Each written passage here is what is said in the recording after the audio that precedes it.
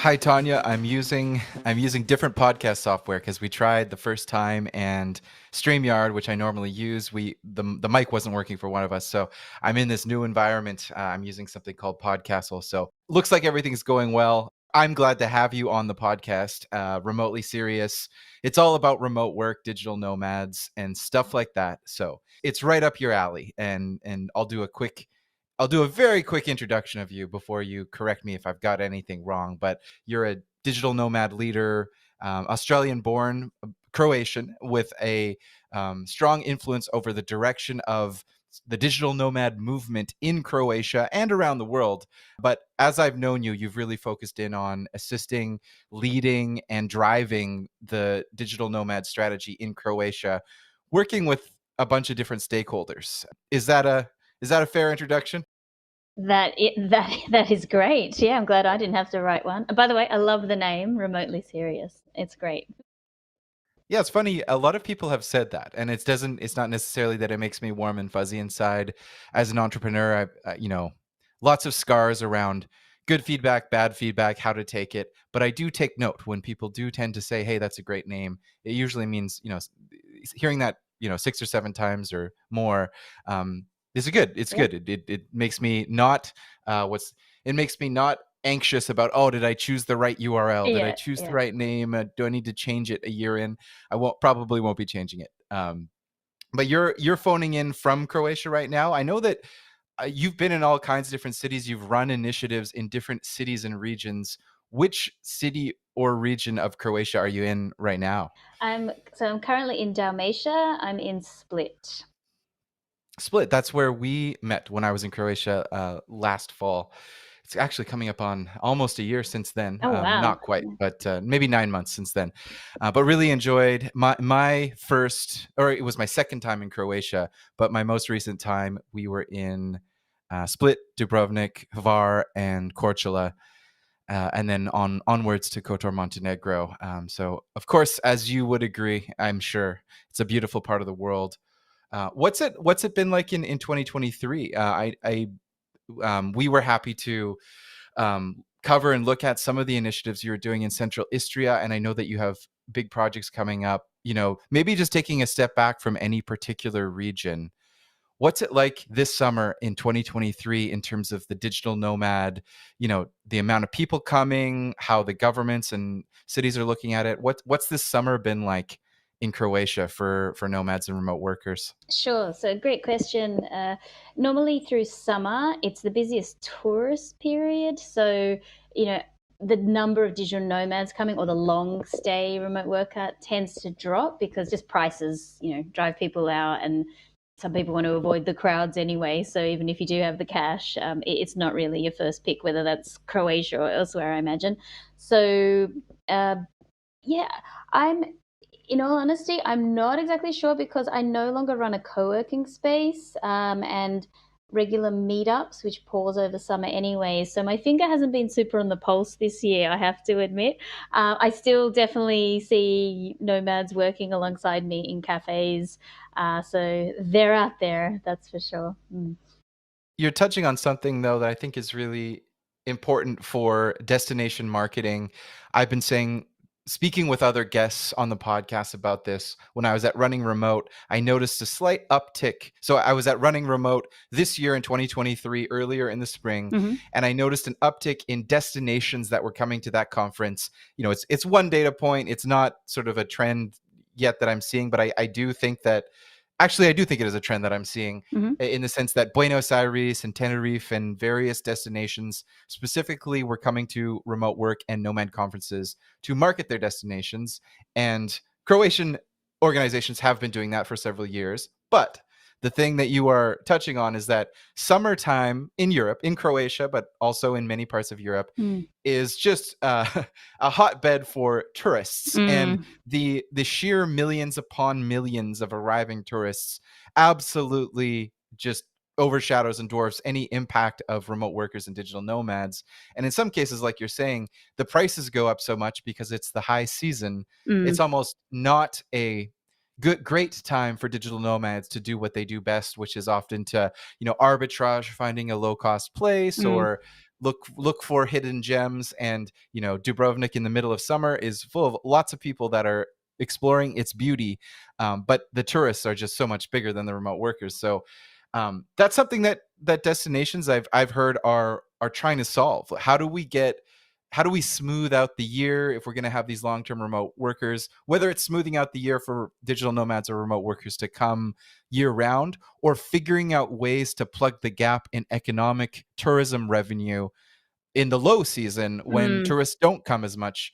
A lot of these cities, I don't want to be too dramatic about it, but they effectively turn on for the summer and then shut down for the winter in terms of the economic activity. There might be still stuff going on, but there's a dramatic shift. Do you see that changing anytime soon, or is Europe always just going to have a huge summer tourist season and then a low season? Will remote workers come to Mm, remote work mm. destinations in the winter? Yeah. I mean, I would say that there's more people who will step through, again, whether it's Croatia, Montenegro, as you mentioned, or other countries, for a shorter period. Like maybe it's just a taster of where you want to explore. And then the committed, let's say, who want to stay for a year or longer, generally find a way, like find that 1 year lease. Whereas the ones who are staying, I think some of the stats out there are that the average stay is about 69 days. So that tends to be in what's called the shoulder. So, spring, autumn, or even winter. And so I don't see it changing just because there's too much money to be made for people to be renting out long term. You still can find the not necessarily hidden gems of destinations where it's just you, but hidden gems of accommodation, I'll call it, because there are people who are just, you know, frustrated by, having to do uh, nightly check-ins, and also just the shortage in staff to help with, linen changes and check-ins. And so there are some people who, if this is another source of income for them to be renting out their apartment and it's not vital, they will definitely be open to long-term rental. So I guess it's just asking around. I see it a lot on forums. There are definitely people who don't want to be renting to short-term leisure tourists.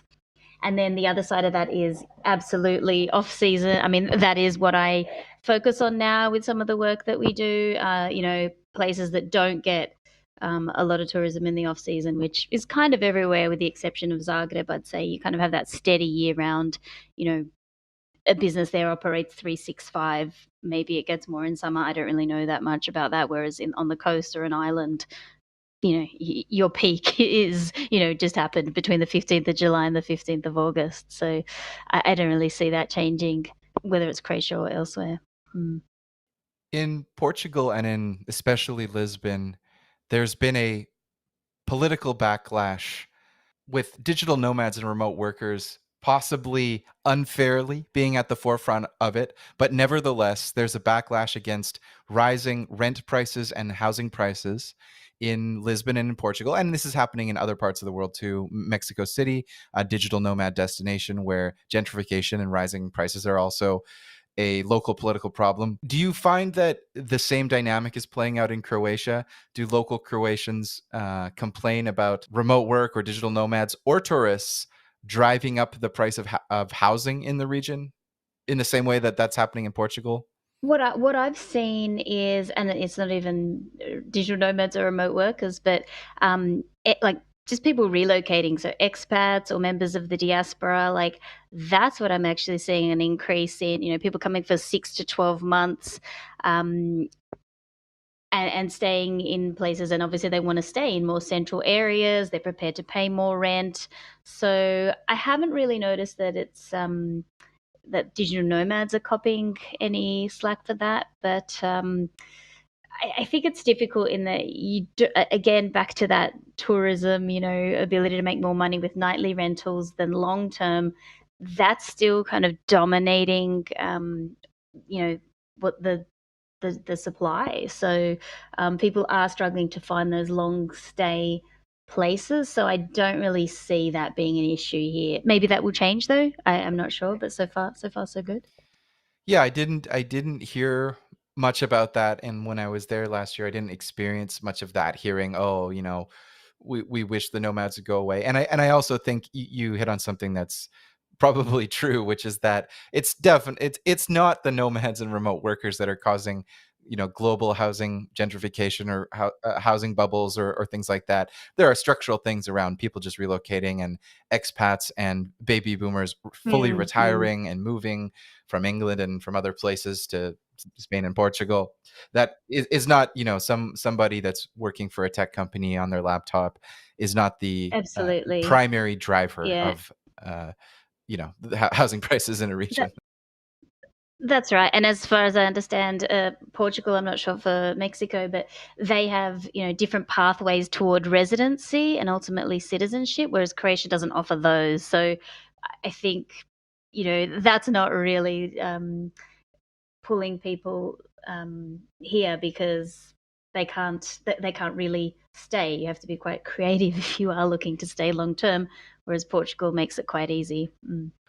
We've had guests already. Han Talbot and Mita Karaman are two of them at least who have participated in some form or another as digital nomad ambassadors, and I believe in within programs that were sponsored by cities or regions within Croatia. So you mentioned you've done work in Central Istria, which I'm aware of and tracked and followed last year and earlier this year, and you have some projects coming up. Maybe we can talk a little bit about the thing you mentioned, which was regions that are not the main tourist cities or islands that don't get as much attention in the off season, and what you've been doing to run projects that highlight the existence and the beauty and the attractiveness of some of these lesser known regions.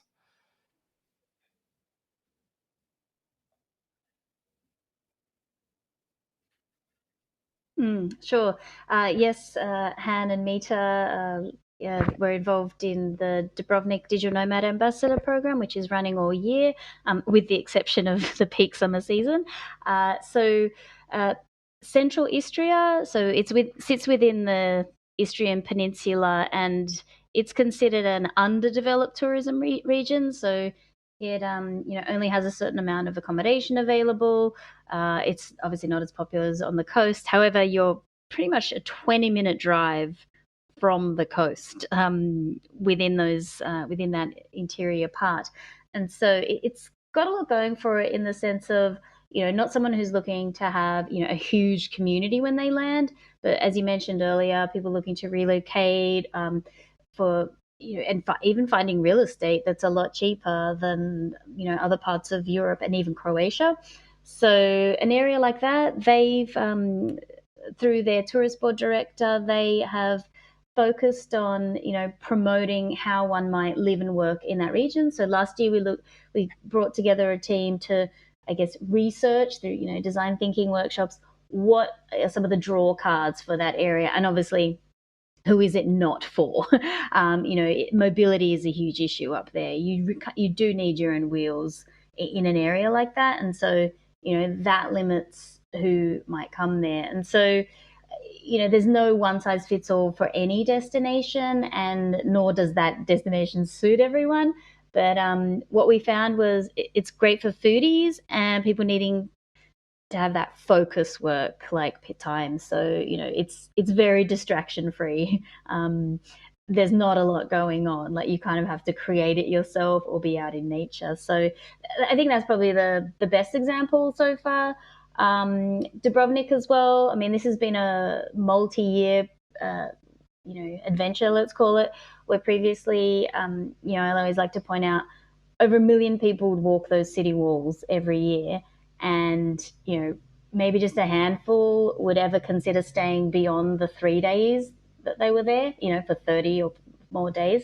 And so that's more of like again, probably a great example of a destination not connected to remote working or long stay. And I for me, that is actually my favorite place to be in the winter months for a month or more. And I've had the great opportunity to be able to do that, without the crowds, still lovely mild Mediterranean climate. And then the third one is an island. So again, you kind of like piloting some areas, and this is on Brač. It's centered around an activity that's a key part of the island, which is olive picking. They started this novelty world championships in olive picking competition a few years ago, and the organizer reached out because he'd been coming to some of the digital nomad meetups in Zagreb, where he's based, and said, "Could you put together a digital nomad team?"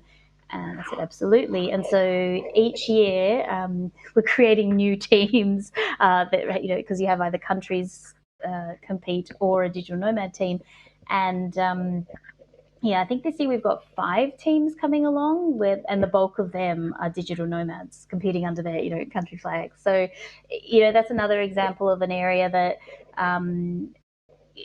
a lot of these towns might be ghost towns in winter, whereas the particular town this olive picking festival is in is quite vibrant. They do a lot of things through the year. So, in April when I was there, I saw, a bunch of seniors cycling around the island, which is, an amazing time of year to do that. And, they have football tournaments for youth from the mainland. Like, so there are these little pockets of places that really run a lot of community initiatives year round. And so, once we've found them, we're trying to build that up slowly, year by year to promote it and show, hey, this is how it can be done. So even though we're not across every small little island village, other island villages can see that as a case study and learn from it. So yeah, that's pretty much the top 3 that I can share. Maybe for listeners that are a little bit older, I think for nomads that are 20 or 25 now, Croatia is on the map, definitely on the map, has been for 5 or 10 years or a long time in terms of a nomad destination since nomading got popular last decade. They know that they can go to a co-working space in Split, they can head down to Dubrovnik, they know that there's the islands, and they're probably learning more about the regions that you're promoting as well. But for an older traveler, and just speaking for the North American Gen Xers and Boomers, I'm not one of them, but I'm just saying I know how they think, and just by the nature of history and the Cold War, the Gen X and Boomers are a little bit less familiar, or might think of this region as something from that they remember from the former Yugoslavia or from some of the wars of the 90s. So for a lot of North Americans, they're just much more familiar with Western Europe, unfortunately. Can we just kind of go through what Croatia is like? So if we're talking to someone who's a little bit more familiar with France and Spain and Italy, or we're thinking about them as an audience, just describing this is essentially a country on the Adriatic coast. So if you think of the right side of the Italian boot that goes up into closer to Slovenia and Austria, and then curls back down around on its way to Greece, along that coastline, we have Croatia, a country which is not just the coastline. It's shaped, of course, towards the capital Zagreb, and then has land that sort of moves in a, it's almost like a C shape in a sense, and it borders some of the neighbors. So the neighboring Balkan countries like Bosnia and Serbia, and then Montenegro further down the coast. What is Croatia like in terms of the coastal islands and cities, and then inland? Is there what is sort of the flora and fauna? What can someone expect when they are on the coast, and then also what can they expect if they go inland to a central region?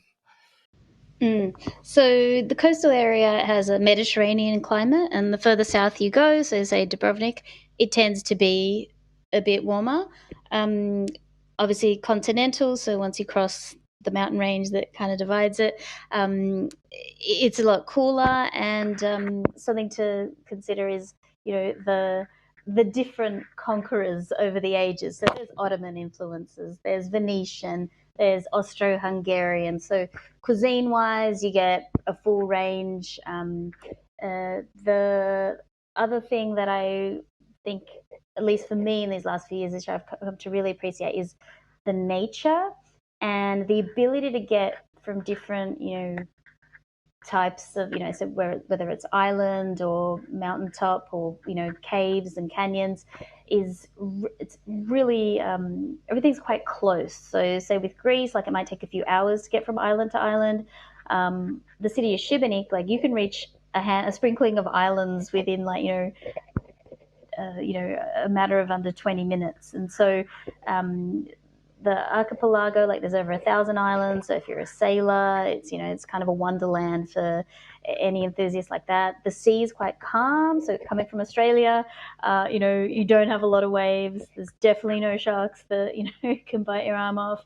And so the ability to just explore and safety, I really take this for granted, but it's come up again and again, particularly people who've either lived in the US and come over here to base.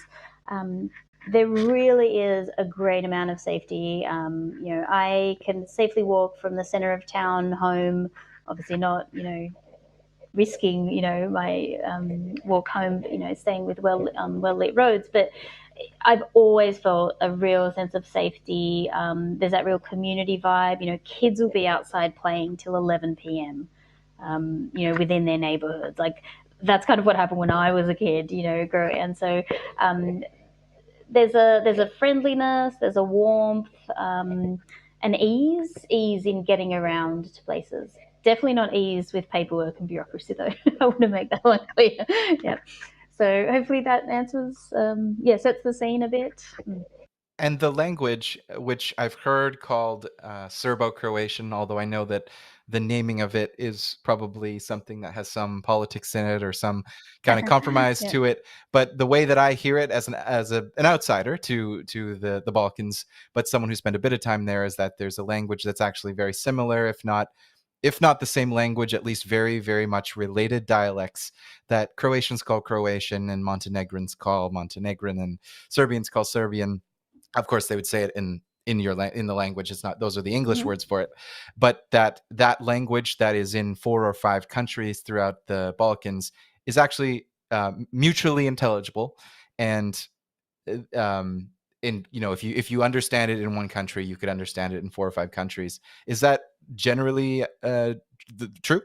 Yeah, you could totally understand your neighbor. The other thing I'd add on that is the level of English proficiency here is incredible. So, I studied in Italy for a couple of years, and was kind of surprised that the English wasn't as widely spoken. Definitely among younger people, but here, from kids out in the playground talking to other kids, my friends' kids just came over and were scared that they wouldn't be able to communicate when they got here, and they had no problem. So yeah, getting around, I've heard that as well from whether it's tourists or nomads, the ease in communicating, and it's a Latin alphabet, so you can understand as you're getting around. So yeah, like a lot of parts of Europe, but not all parts of Europe, there was that concession to be able to accommodate all those English speakers that come to visit, and a high level of English everywhere, and signs in both languages. So that's much appreciated, of course. But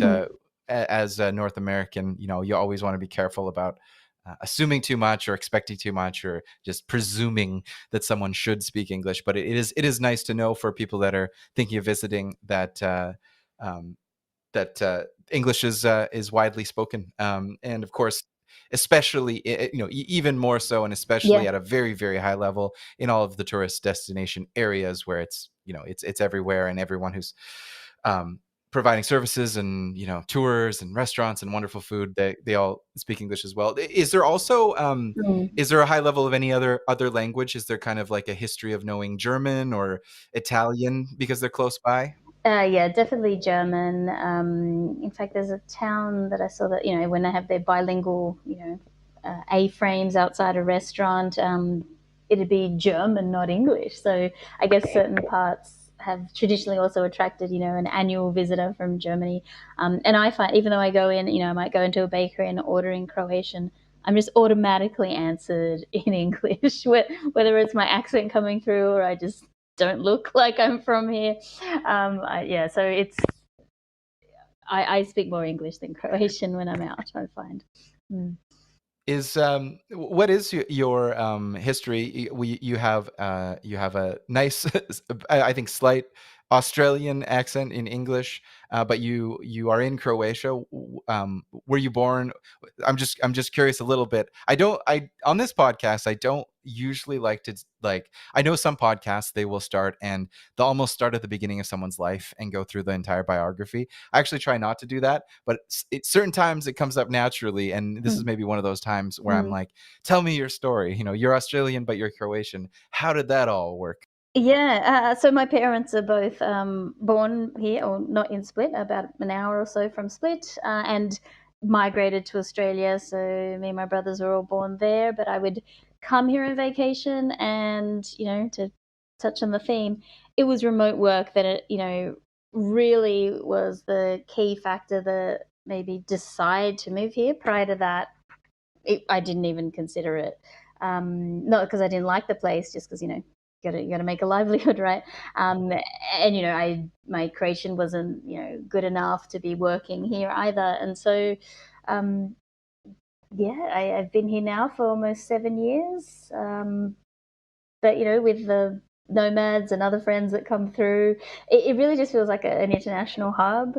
Where you get a mix of local culture as well as a bit more of what I'm used to, and finding people with my own interests or learning new things. Australia, it seems to be going through the similar kind of thing that I'm seeing in Canada, my home country, Mm-hmm.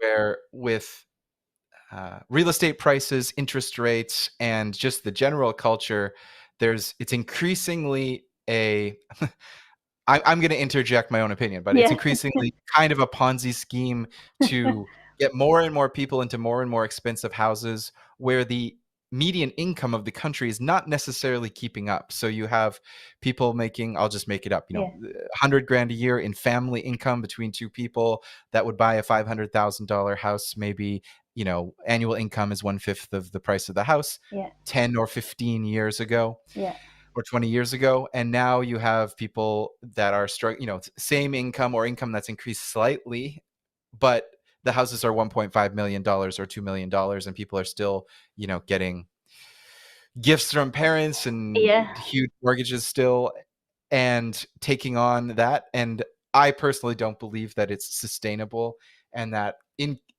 Canada, the US, Australia, Portugal, and a lot of places, we're already in a downturn of this unraveling, and that it won't continue to go up, up, and up. But that dynamic is something that spurred on the digital nomad movement, at least, in the last few years. Part of it was COVID, but I think it's also just people leaving London, leaving yeah, Vancouver, leaving yeah. Melbourne. Oh, I feel really, and so this is, just I should have actually expanded on it a bit. I didn't want to lock myself into, at the time, a 700,000 Australian dollar loan. It's probably like 1.1 million now. And I should actually make clear, I have some property here that cost a fraction of what it is in Australia, and it's in a place that I really like. I can walk to the sea as opposed to a 2-hour drive from Canberra to the south coast. So affordability for me was a huge factor. To be able to just pay off a home, and the ability to work remotely, or even obviously I haven't been working remotely. I've been working here on projects. So catering to a remote working audience, though, I just think it's a winner. And I look at, with Australia now, it was obviously locked down for a while, but if I were, in my 20s or starting out in my career in Australia, I'd basically be negotiating a remote job at the Australian level, going through, Asia or other countries, obviously Croatia, but obviously a dollar go further in Asia, and saving up, maybe getting your foot into that property ladder or buying elsewhere. It's a bit nuts. I'm glad I'm not in it. Do you see any Croatian real estate organizations, or realtors, as we call them in Canada, Mm. real estate agents? I think estate agents in the UK, they call them, that are capitalizing on international. I know there's always been an expat luxury market from the Christie's, Mm-hmm. the Sotheby's, the fancy real Mm-hmm. estate around the world.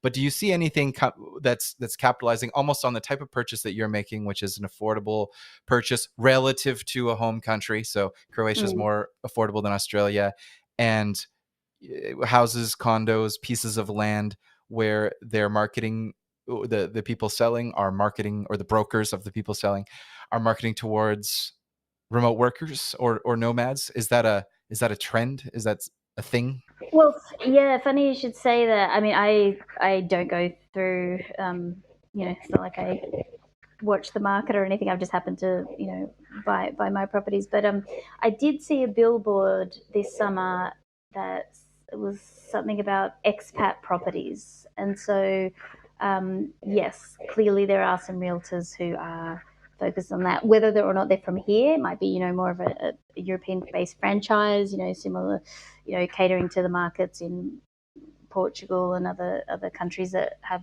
had this happening a lot longer. In Croatia, it's a bit difficult. Like, you really have to be careful of a thing called like clean papers. So due to in the inheritance laws, you might have 48 people that own a property, because it just gets passed down to the children and then their children, and so it really is a case of buyer beware. So I'm not really sure if that's the same case in other parts of Europe where expats are going, but here I've heard a lot of stories about people being stung. So not to deter people from considering Croatia, absolutely not.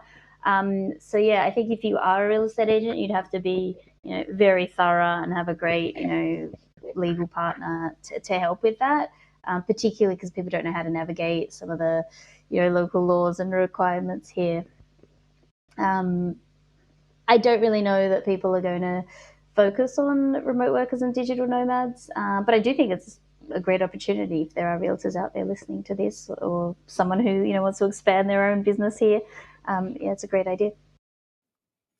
Have you been nomadic in the last few years, or have you spent most of your time in Croatia?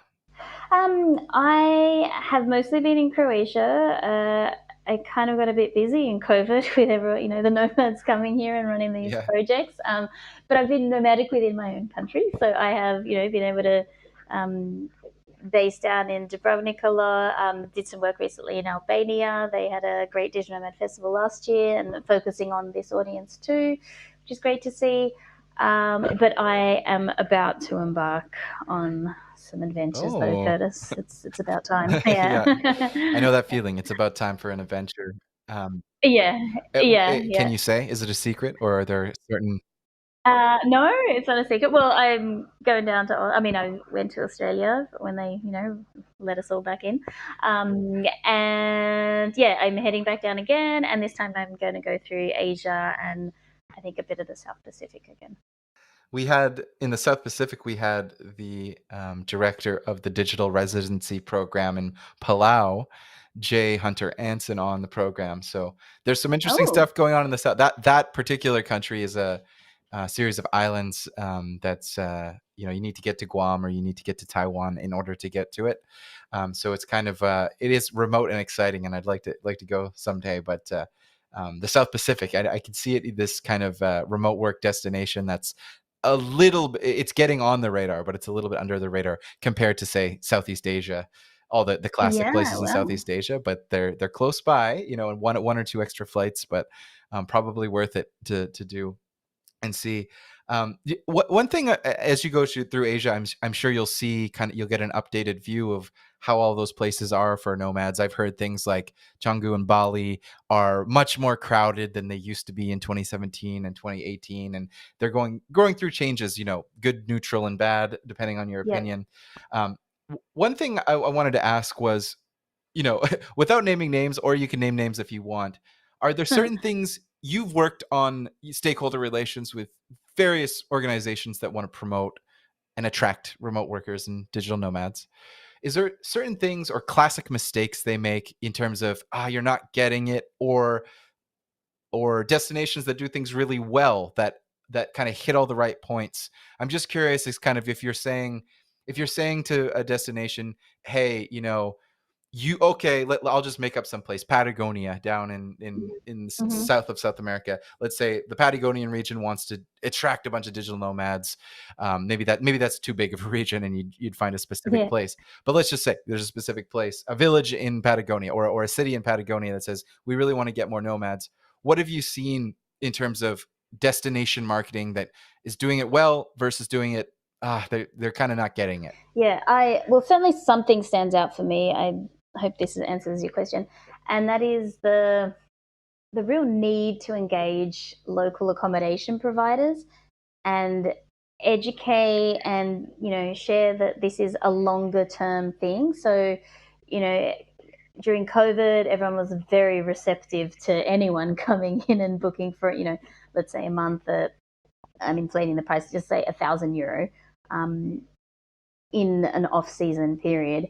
Whereas, now that tourism is back and this is what they're used to, they're familiar with, people have kind of forgotten that. And yet they're, frustrated by the fact that they can't get cleaners, or everything is like increasing in prices. So, were you to actually, work with the like long stay audience a bit more and, look at the longer term payoff, if you will, it's, if this is an audience that, yes, obviously self caters, but eats out a lot. Like I really see that that's the missed opportunity here of linking the fact that someone coming for longer is going to be contributing to the local economy a whole lot more.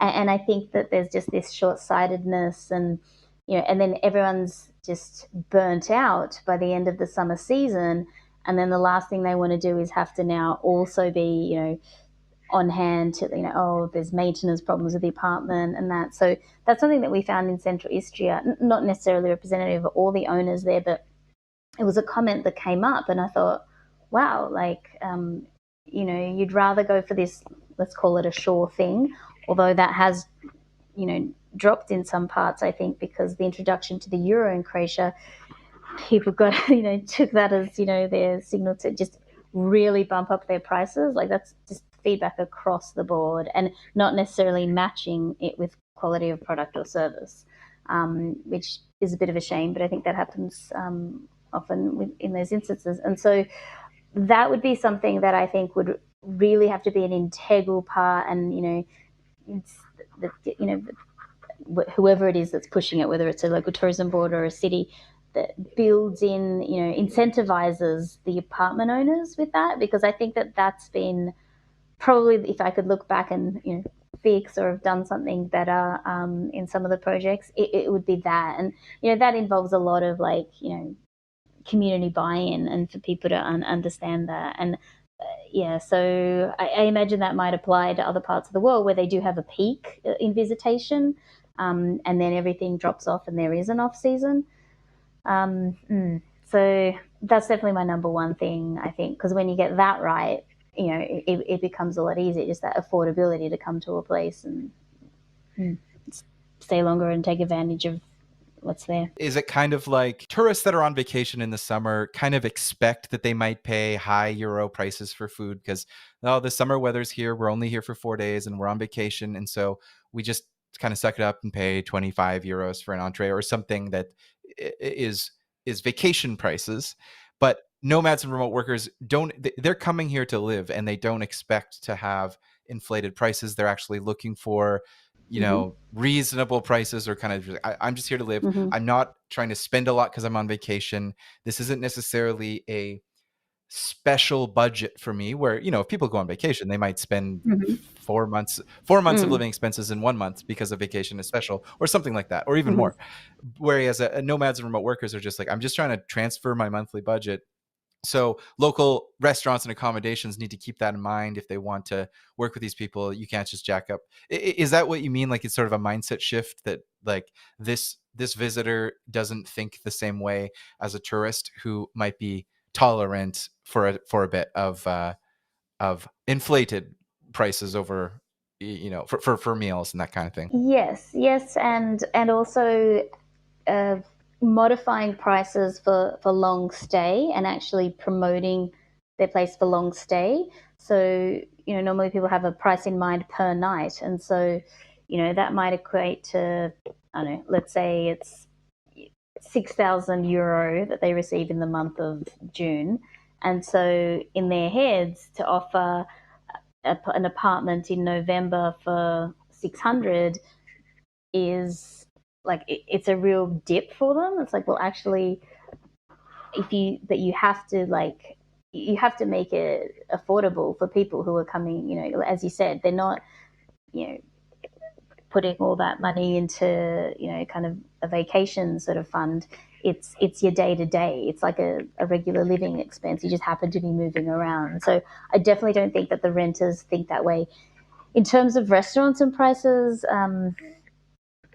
that's not really what I was covering. But yeah, you could offer, discounts for someone who is long stay, like a loyalty card thing or something. Absolutely. No, that makes sense. You were speaking more about the accommodations, and that makes total sense. It is a huge come down to kind of think that a month is worth something and then adjust that, by quite a discount. And there is probably, in fairness to them, there is probably some number below which it just doesn't make sense, and it's a headache and a hassle. And they just don't want to do it. Okay, well, I know that you have some projects coming up in the next few years. You got an Asian adventure coming. Just in terms of the future of remote workers and digital nomads in Croatia, is there anything you're thinking about or seeing in terms of 5 years from now, what things will look like? Are you optimistic that the trend is going up, up, and up? We do have a little bit here in the media and in society. I think part of it's media generated and not real, but we have this kind of back to the office movement, this counter revolution, counter insurgency that says, hey, actually, no, maybe remote work isn't working. We need, the companies in 2021 that were saying we believe in remote and we're remote everywhere forever. Many of them are reneging on that. And, whether it's, Amazon or others, the big ones and the medium-sized ones, we're getting some of this back to the office movement. How do you feel about, the next 5 or 10 years in remote work, the trends, where things are going? Oh, that's a great question. I mean, gosh, if I had the answer, I'd be making millions right now, Curtis. I mean, I think it'll always be there, and I think that the next generation that are entering their professional careers now know that it doesn't always have to be like that. So whether that's, month blocks at a time where one could explore, and work remotely, I certainly don't see that disappearing. I think building that in as a perk. I mean, I've currently got the reason I'm going to Australia is a contract that I've wanted to take, and I'm already scheming on how to, I hope they're not listening, how I'm going to negotiate that I will work remotely, once I've built that trust in the in-person, experience. And so to me, it's going to be a non-negotiable for a lot of people who've now found this freedom, and we've demonstrated that it can work. What I would like to see for Croatia, and something that we're working on, as one of the members of the Digital Nomad Association Croatia, we are actively working on getting funding, like European Union funding, to either, solve, projects within Croatia or partnerships with other countries, particularly those that have a Digital Nomad Association, to, have a lot more knowledge sharing, like if there's something that worked in an off-season rural area, like how might we share that? Is it, engaging with companies more, building in more co-livings. We had a really great project that we are still looking to pursue with a national park that has, a huge space that can be modified into co-living for a part of the year and quite affordable. So I'd like to see more of that, and, whether it's working with other destinations to work on their long stay strategy with private apartment owners. I think those things are certainly going to be my focus, and within our association, to try and make it easier for people so that, you're not having to negotiate every time or explain the value that you bring to a place. So, they're my top things at the moment. And I imagine now, especially with Asia opening up, and, you're a great example of Palau and these, other cool places that are underexplored, or, maybe people went for a week vacation or a honeymoon or something. You can now go to some tropical paradise for a month or more and benefit that local community. I just think that's fantastic. So I hope to see more of that. I'm not just Croatia biased. Like, I'd like this to happen, wherever it would bring benefit to the people coming in or the local community, for sure. And if you're remote working and watching your budget, you can leave a tropical paradise after a month-long stay, not poorer than when you left. Absolutely. It feels like that's a very recent innovation in human society. Yeah, totally. Yeah, I remember years back reading about some bungalow on the beach in Samoa for like $18 a night. I was like, wow, and so I'm sure there's those pockets of places like that, that are out there. And yeah, I really do love the lifestyle and want to keep supporting it through, initiatives, whether I'm full time on this or, I'm kind of getting into a few other things at the moment. But yeah, it's here to stay. And, I'm glad you're doing this podcast and the work you're doing to keep it up, because I do agree. I think, where is the, where are these returns offers? There is going to be a lot of interest in new destinations. So Croatia has been something that's been on the map for the last 5 or 10 years, and I'm sure it will continue to be. But with places like Palau and others entering the game, entering kind of the map of places, and just with the natural kind of arbitrage of certain places get popular and then they get expensive and other places become, underappreciated and then appreciated. It's all part of the beautiful freedom that we all have with remote work. And I'm glad you mentioned, that you're glad I'm doing this podcast. I do feel a little bit that some podcasts that I listen to just haven't published as many episodes, or some of the content creation in digital nomadism has been in a bit of a lull since the heights of 2021. So I almost do this just for myself, to add to the conversation, and hopefully, keep the conversation going, doing my little part to be part of the conversation. So I'm glad you could join us today to be part of the conversation. Thank you so much. I really appreciate it, everything you're doing, and yeah, wish you well. And yeah, look forward to future episodes and hearing more about places like Palau.